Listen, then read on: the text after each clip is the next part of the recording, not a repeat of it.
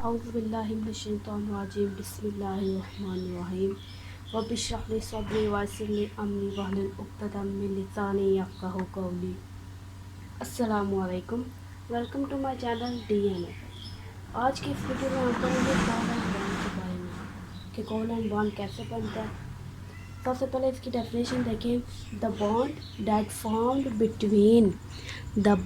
Formed between two atoms, ठीक है, दो एटम्स के दरमियान जो बॉन्ड बनेगा by the sharing of electrons is called as covalent bond. ठीक है, कि ऐसा बॉन्ड जो इलेक्ट्रॉन्स की शेयरिंग से वजूद में आएगा उसको हम क्या कहते हैं, वो कोवलेंट बॉन्ड है। फॉर एग्जांपल अगर हम देखें कि जैसे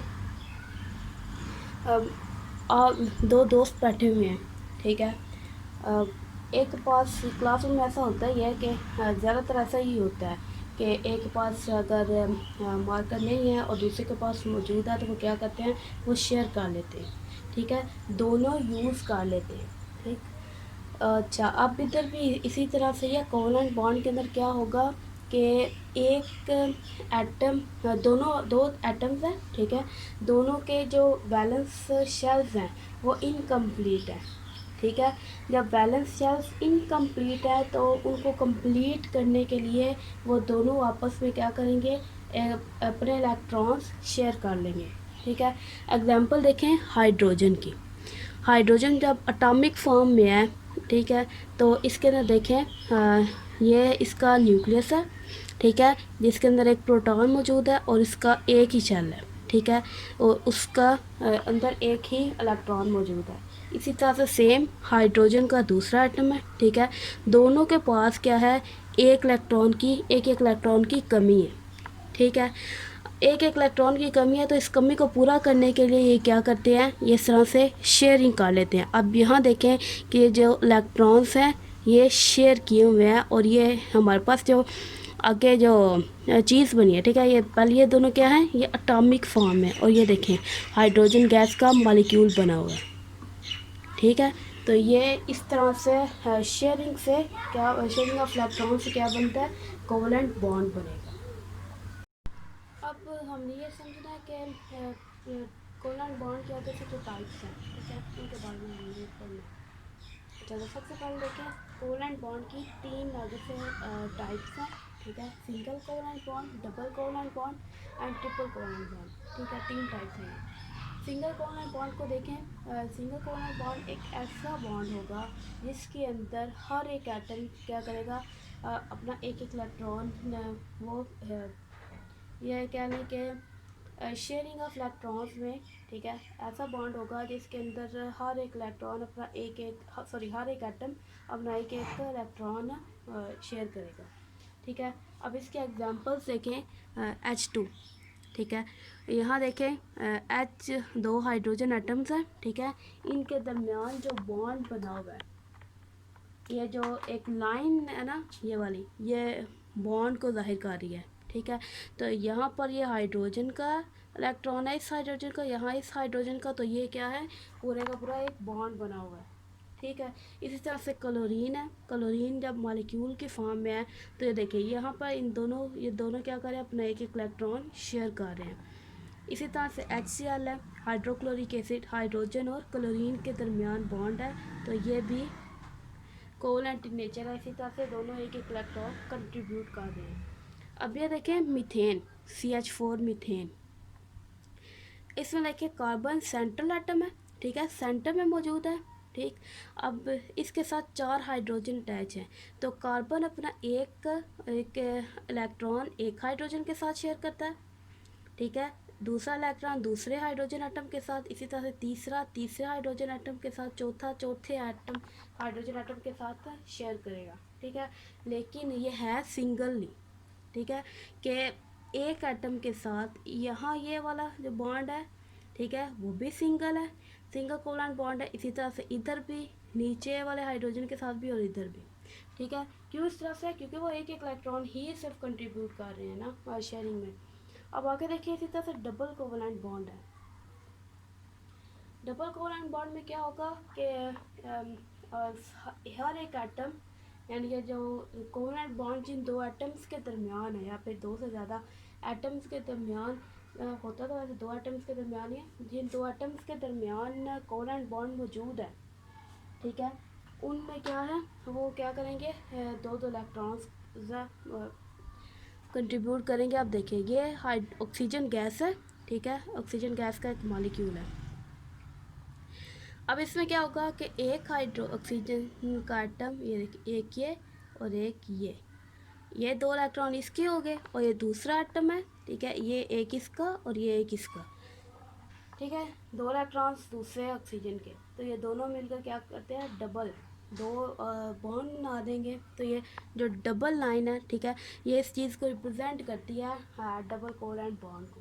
इसी तरह से ट्रिपल है, ट्रिपल के अंदर भी यही है कि क्या कहते हैं, वो एक एटम तीन इलेक्ट्रॉन कंट्रीब्यूट करता है। इसी इसके एग्जांपल देखें, नाइट्रोजन,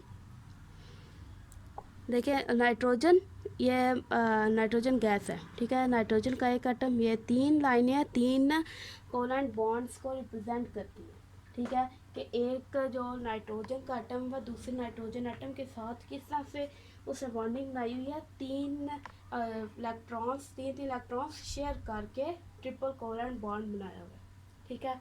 इसी तरह से नीचे जो एग्जांपल है, ये एग्जांपल इसके अंदर देखें, दो कार्बन एटम्स के दरमियान डबल बॉन्ड है, इधर दो कार्बन एटम्स के दरमियान ट्रिपल बॉन्ड है, ठीक है। तो ये कार्बन एटम्स के दरमियान जो बॉन्डिंग है, इसको देखिए, ये एग्जांपल बता रहे हैं डबल कोवलेंट बॉन्ड और ट्रिपल कोवलेंट बॉन्ड की। अच्छा, अगर आपने इसको लॉन्ग क्वेश्चन के तौर पर डिटेल में लिखना हो, तो सबसे पहले आप देखें कि जो कोवलेंट बॉन्ड है, ठीक है, टाइप्स ऑफ कोवलेंट बॉन्ड को, तो सबसे पहले आप जब ये की इसको हम कहते हैं कंसेप्ट डायग्राम, ठीक है, और सिंपल फॉर्म में कुछ लोग इसे की भी कहते हैं, मैं तो इसे की ही कहती हूँ सिंपली। अब देखिए जो की हमने बनाई है, टाइप्स ऑफ कोवलेंट बॉन्ड, ठीक है, इसको आप ज़रूर लॉन्ग क्वेश्चन में ऐड किया करें, इससे आपके जो मार्क्स हैं वो ये कहना कि श्योरिटी बढ़ जाती है कि आपको फुल मार्क्स मिलेंगे, ठीक है। अब ये देखें इसके अंदर सबसे पहले हमने क्या लिखा है, इसके अंदर ये बताया कि टाइप्स के नाम क्या क्या हैं, ठीक है, फिर उसके बाद स्टेटमेंट बताइए कि मेन जो पॉइंट है इनके अंदर, ठीक है, वो क्या है, उसके बाद एग्जांपल्स, क्लियर है। अब अगर आपने इसको अब इसी तरह से तुम ना पेपर में लिख देते, आपने क्या करना है, इसको जब आप सेंटेंस के फॉर्म में लिखेंगे तो पूरे आप सेंटेंस बनाएंगे तो हेडिंग्स के साथ लिखेंगे।